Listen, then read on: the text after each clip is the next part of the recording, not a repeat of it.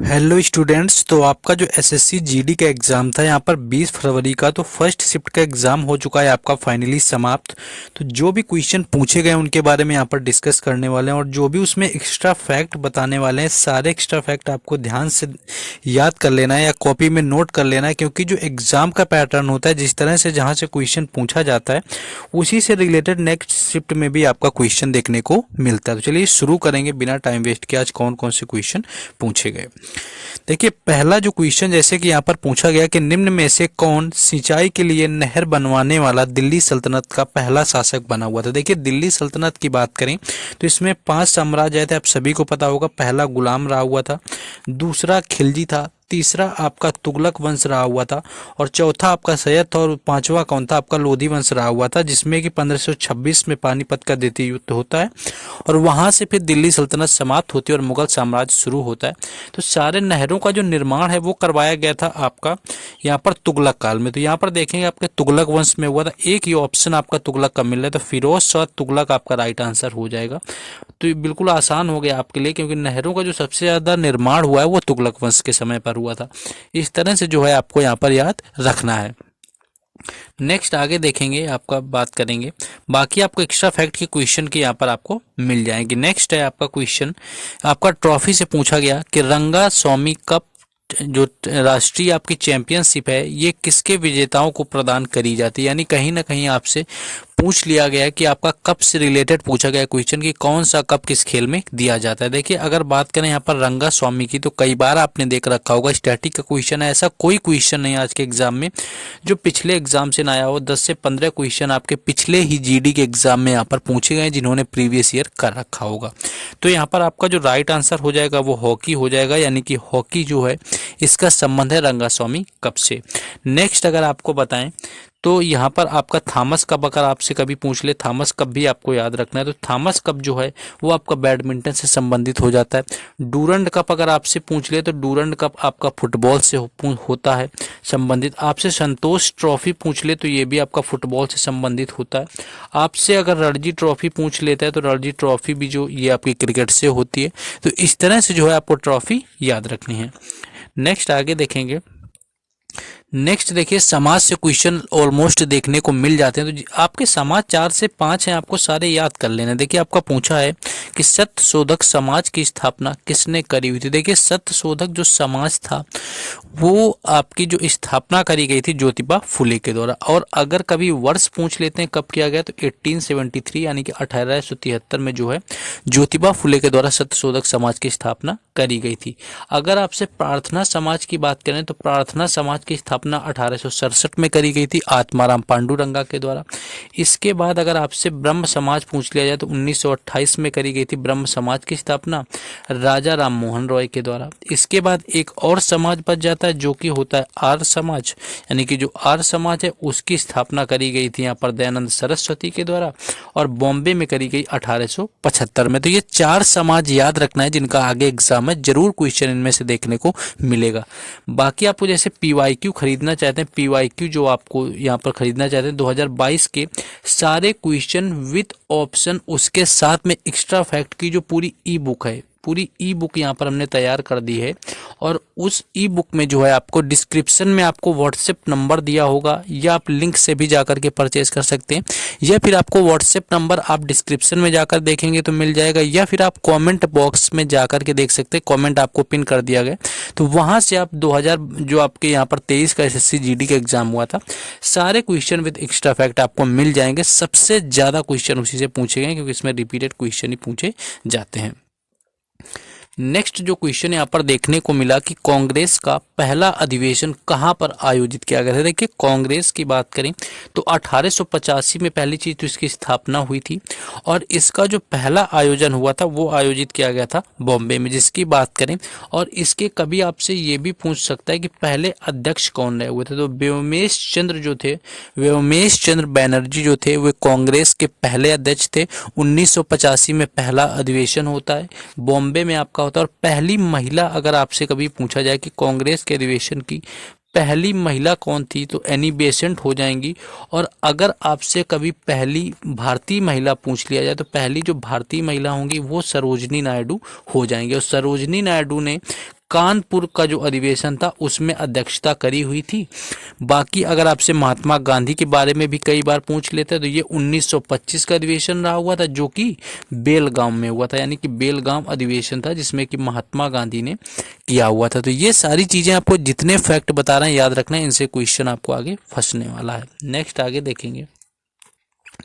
Next आपको question है, बाकी देखिए हर तरह की अपडेट आपको इन सारे क्वेश्चंस की पीडीएफ जो टेलीग्राम चैनल और व्हाट्सएप ग्रुप दोनों पर मिलेगी, जिनके लिंक आपको डिस्क्रिप्शन में दिए गए हैं, तो वो आपको यहाँ पर देख लेना है, आपको जुड़ जाना है, डिस्क्रिप्शन में सबका लिंक है। नेक्स्ट क्वेश्चन है, किस संस्था ने योजना आयोग का स्थान ले लिया? देखिए योजना आयोग की बात करें तो योजना जो आयोग था इसकी स्थापना 1950 में करी गई थी।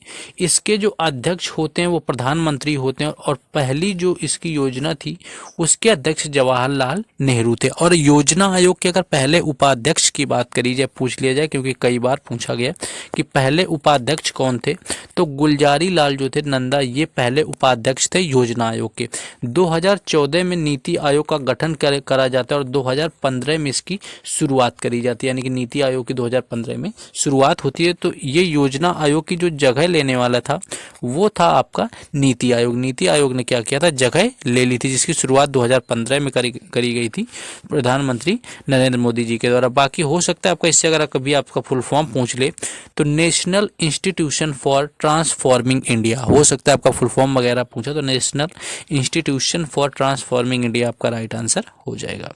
नेक्स्ट है, भारत के 50वें मुख्य न्यायाधीश कौन है? देखिए ये भी आसान क्वेश्चन पूछा गया। ये कुछ क्वेश्चन ऐसे हैं करंट के आपको देखने में लगते हैं, लेकिन ये कहीं ना कहीं स्टैटिक बन गए हैं 2-3 साल के लिए, क्योंकि ये आपका क्वेश्चन पिछले जीडी के एग्जाम में 10 बार पूछे गए और फिर से आपके ये पूछे जा रहे हैं। तो ये वैसी बात नहीं है कि आपका जो पिछले करंट आया हुआ था, तो कुछ करंट तो इस साल भी काम करने वाली, जो आपके किसी के प्रमुख बनाए गए, किसी के कुछ बनाए गए। तो 50वें अगर मुख्य न्यायाधीश की बात करें तो ये रहे हुए थे DY चंद्रचूड़, यानी कि धनंजय Y चंद्रचूड़ कहते हैं जो रहे हुए थे। और अगर कभी देखिए आपका पिछले बार में पूछ लेते थे कि 49वें नंबर के कौन थे, 49 नंबर के, तो ये यूयू ललित थे, यानी यूयू ललित जो रहे हुए थे वो 49 नंबर के मुख्य न्यायाधीश रहे हुए थे। नेक्स्ट है, ये आपको क्वेश्चन याद कर लेना है, कई बार एसएससी के एग्जाम में पूछा जाता है, चाहे वो फिर सीपीओ का हो चाहे आपका CHSL का हो, सब में आ जाता है, मोस्टली MTS वगैरह में देखने को मिलता है कि वर्नाकुलर प्रेस एक्ट अधिनियम है ये किस वर्ष यहाँ पर पारित किया गया था? तो देखिए राइट आंसर जो है इसका 1878 हो जाता है, जब वर्नाकुलर जो प्रेस अधिनियम था ये आपका यहाँ पर आपका प्रेषित किया गया था, यानी कि ये आपका पारित किया गया था। और लॉर्ड रिपन के द्वारा इसको यहाँ पर पारित किया जाता है। और लॉर्ड जो लिटन थे, यानी कि जो लिपन थे, उन्होंने लॉर्ड लिटन ने इसको शुरू किया और लॉर्ड रिपन के द्वारा जो है इसको रोक यहाँ पर लगा दी गई थी। नेक्स्ट आगे क्वेश्चन है, ये याद रखना है आपका कि लिटन के उत्तराधिकारी लॉर्ड रिपन के द्वारा इसको रोक दिया गया था, यानी कि लिटन जो थे, लॉर्ड लिटन ने वर्नाकुलर प्रेस अधिनियम पारित किया और लॉर्ड रिपन ने इसको निरस्त किया था। दोनों क्वेश्चन पूछे जा सकते हैं, किसने लागू किया था और किसने इसको निरस्त किया था। नेक्स्ट देखिए, ये क्वेश्चन आपका हाई करंट का, लेकिन ये पिछले बार भी आपके एग्जाम में कई बार पूछा गया है। तो जो केंद्रीय प्रत्यक्ष कर बोर्ड है इसके नए अध्यक्ष कौन बने? तो ये नितिन गुप्ता है, ये आपको बहुत याद रखना है। अगर आपकी JNU की पहली महिला आपसे पूछ लिया जाए, कुल आपकी जो कुलपति रही हुई थी, वो आपसे कई बार पूछा जा सकता है, आपसे CBDT का यहाँ पर जैसे आपके पूछा गया। तो इस तरह से आपके देखिए JNU की जो होती है शांति श्री धूली पड़ी होती है। तो इस तरह से जो करंट के जो हुए हैं, जो पहली महिला वगैरह, वहां पर आपके सेम क्वेश्चन वही देखने को इस बार भी मिले हुए हैं। मोपला विद्रोह, देखिए ये क्वेश्चन ऐसा क्वेश्चन है कि जब आप विद्रोह पूछते हैं, पढ़ते हैं, तो आपको ये क्वेश्चन एकदम माइंड में बिठा लेना है, आपके सामने आए, क्योंकि ये क्वेश्चन 10 बार का कम से कम SSC एग्जाम के अंदर रिपीटेड है, जो कि केरल में हुआ था। पहली चीज तो ये केरल में हुआ, तो इसको क्या बोलते हैं, मालाबार विद्रोह भी बोलते हैं, मोपला विद्रोह भी बोलते हैं। और 1921 में हुआ था, यानी कि 1921 में जो है ये मालाबार जो है मोपला विद्रोह हुआ था। तो 1921 जो है इसका राइट आंसर यहाँ पर हो जाएगा।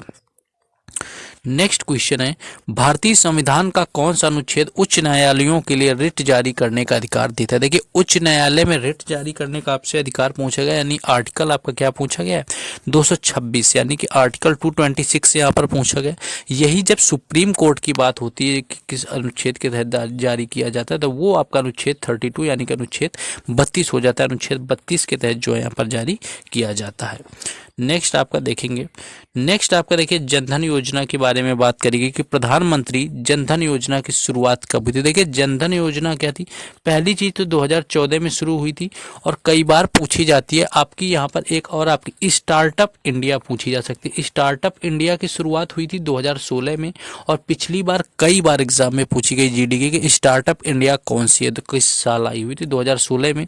और ये भी पूछा गया था पिछले साल कि जो जनधन योजना थी उसको कितने वर्ष हो गए हैं आपके शुरू हुए। 2014 से आपके 20 तक 6 हो जाते हैं, 2023 में आपके एग्जाम था तो 9 साल पूरे हो गए थे। लेकिन अगर अब आपकी बात करें तो 14 आपका यहाँ पर 9 आपके यहाँ पर 24 हो गया, तो 10 या 9 साल आपको ऑप्शन में दिया होगा, दोनों नहीं देंगे, उसी हिसाब से आपको 9 या 10 टिक कर लेना है। नेक्स्ट आपका क्वेश्चन देखिए, आपका ये भी स्टैटिक का क्वेश्चन कई बार आया है कि 1975 में इंग्लैंड में आयोजित पहला विश्व कप किसने जीता हुआ था। तो देखिए ये जीता गया था वेस्ट इंडीज के द्वारा। कई बार इसका विजेता पूछता है और कई बार पूछता है इसका मेजबान देश, तो इंग्लैंड था, ये तो सभी को पता है। और भारत पहली बार वर्ल्ड कप कब जीता है, तो 1983 में जीता है, ये भी देख लेना है। कपिल देव की उस समय कप्तान थे भारत के, तब जीता। उसके बाद 2011 में जीता था और 2011 में मेजबानी किसने करी थी, तो भारत, बांग्लादेश और श्रीलंका तीनों देशों ने आपके मिलकर करी थी संयुक्त मेजबानी। और अगर आपका 2023 का पूछा गया तो भारत ने अकेले मेजबानी करी है और भारत हार गया, यानी कि भारत क्या रहा हुआ है, उपविजेता रहा हुआ है। और जो ऑस्ट्रेलिया था वो 6ठी बार विश्व विजेता यहाँ पर बन गया। तो इस तरह से क्वेश्चन याद रखना है। देखिए आपका कि मरचा चावल का पूछा गया किस राज्य का जीआई टैग है, तो ये इसलिए है क्योंकि अभी करंट में इसको फिर से दिया जाता है, क्योंकि सभी को पता होगा कि जो जीआई टैग होता है वो 10 साल के लिए दिया जाता है। तो इस साल क्या है कि 10 साल के लिए इसको देते हैं जीआई टैग, तो अब समाप्त हो गया था, तो अभी हाल में इसको फिर से दिया गया, तो इसलिए इसको क्या किया कि करंट अफेयर्स में चर्चा में, इसलिए इसको फिर से पूछ लिया। तो इसका राइट आंसर जो है बिहार हो जाएगा, यानी कि बिहार इसका राइट आंसर होता है, जहाँ का मरचा चावल आपका प्रसिद्ध है।